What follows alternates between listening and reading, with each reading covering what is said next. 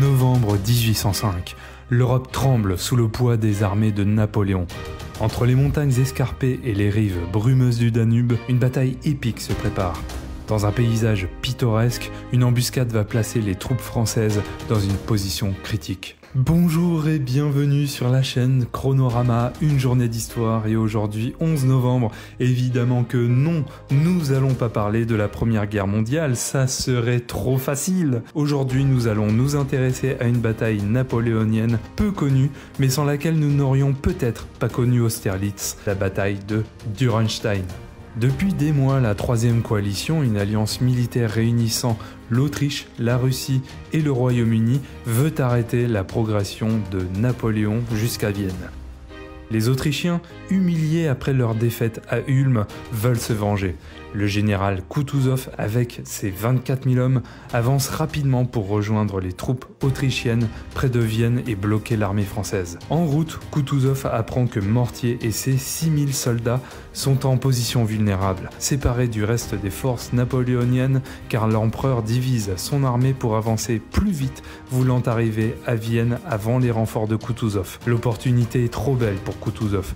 Si les Russes parviennent à anéantir l'armée de Mortier, cela ralentira l'avancée de Napoléon et peut-être même l'obligera à renoncer la prise de Vienne. Le 11 novembre, dès l'aube, les Russes attaquent. Les troupes de Mortier, inférieures en nombre, se trouvent encerclées dans les gorges étroites du Danube. Les Français sont environ 6 000 contre les 24 000 hommes de Kutuzov. Un rapport de force de 1 contre 4 s'engage. La stratégie de Kutuzov, encercler les troupes françaises. Mortier comprend vite que la situation est critique. Les hommes sont pris dans une nasse, les tirs fusent de toutes parts et chaque tentative de percée est contrée.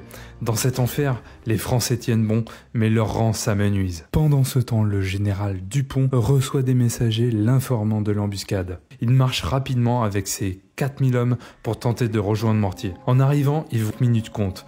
Dupont ordonne à ses hommes de charger, tentant une percée dans les lignes russes. L'arrivée de Dupont redonne espoir aux coordonne leur attaque. Les Français se battent avec acharnement pour briser l'encerclement. Le combat se prolonge jusque tard dans la nuit. Les pertes, la défaite totale. Après la terrible bataille de Dürrenstein, la nouvelle de l'héroïsme des troupes françaises remonte rapidement jusqu'à Napoléon. Bien qu'il ne s'agisse pas d'une victoire éclatante, l'endurance des hommes de Mortier et l'audace de Dupont impressionnent l'empereur. Il comprend que la résistance acharnée des soldats dans des situations critiques peut faire la différence face à cette coalition. Napoléon reconnaît officiellement la bravoure de Mortier et de Dupont. La bataille renforce la réputation de ces deux généraux, Dupont en particulier, dont la ténacité a permis de sauver le corps d'armée.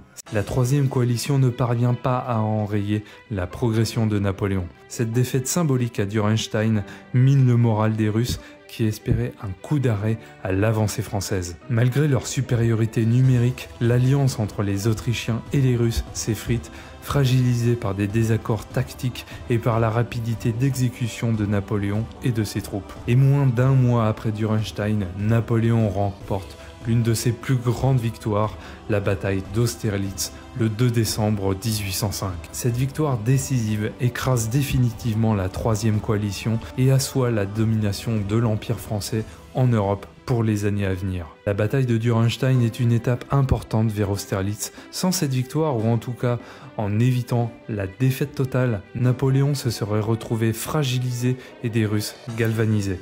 La ligne arrière brisée, une tenaille aurait pu s'amorcer et surprendre Napoléon, bien que son génie militaire nous aurait encore une fois bien surpris. Merci à tous d'avoir écouté cet épisode de Chronorama, une journée d'histoire. Si vous l'avez apprécié, n'hésitez pas à liker, à commenter, à le partager, à en parler autour de vous.